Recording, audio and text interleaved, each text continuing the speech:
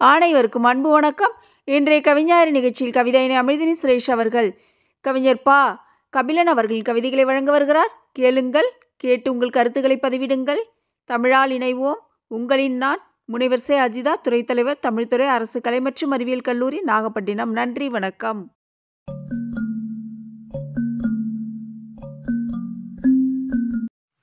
அனைவருக்கும் வணக்கம்.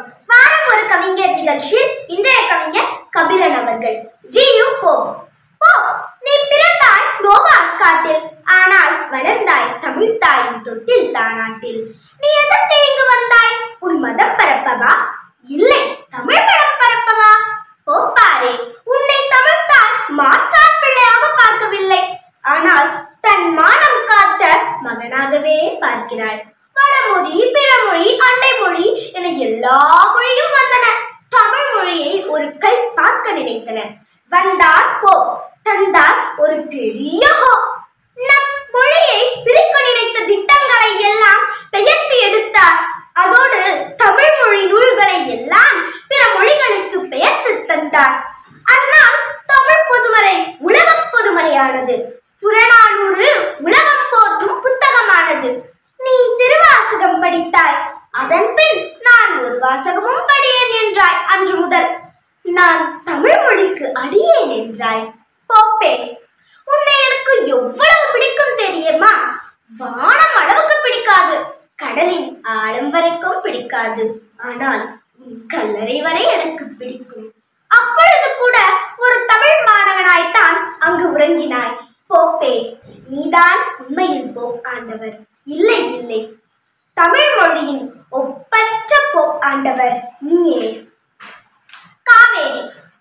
காதலிக்காக 1000 கவிதைகள் எழுதுபவர் எல்லாம் ஏனோ வறண்ட காவேரிக்காக ஒன்றும் எழுதவில்லையே. காவேரி வெற்றிலைக்கு மாறிக்கொள்வோம் பாரதி சொன்னார். இன்று காவேரி வெற்றிடமாக மாறிவிட்டதே. வண்ணம் பாடியே நடக்கும் காவேரி பாரதிதாசன் சொன்னான்.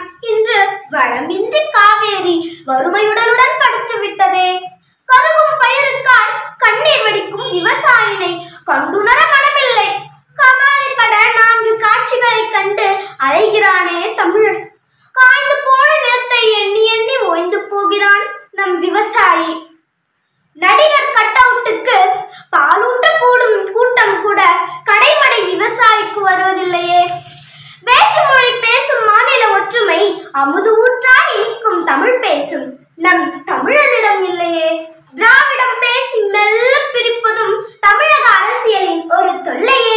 அறவழியோ ஆக்ரோஷமா போராட்டமிடு அரசியல்வாதியும் அடுத்தட்டு மக்களும் ஒன்றாய் சேர்வது அண்டை நாடு. சாதியாலும் மதத்தாலும் கட்சியாலும் அடித்துக் கொண்டு பிரிந்து போவது நம் அழகு தமிழ் மாநிலம். எத்தனையோ கோடி தமிழ் மக்கள் எங்கெங்கோ இருந்தென்ன பயன்? ஒற்றுமையின்றி ஈழத்தின் நிலத்தை விட்டோம். கச்சத்தீவு கயலுக்கு கொடுத்து விட்டோம். காவேரி, முல்லை, பாலாறு கூட நம் கரங்கழவி செல்லும் நிலை இன்று. சரித்திரத்தில் பெற்ற பெருமை தமிழ் சந்ததி வாழும் வரை தலைக்க வேண்டும். இதற்கு நல்லொற்றுமை மனிதருக்குள் நிலைக்க வேண்டும்.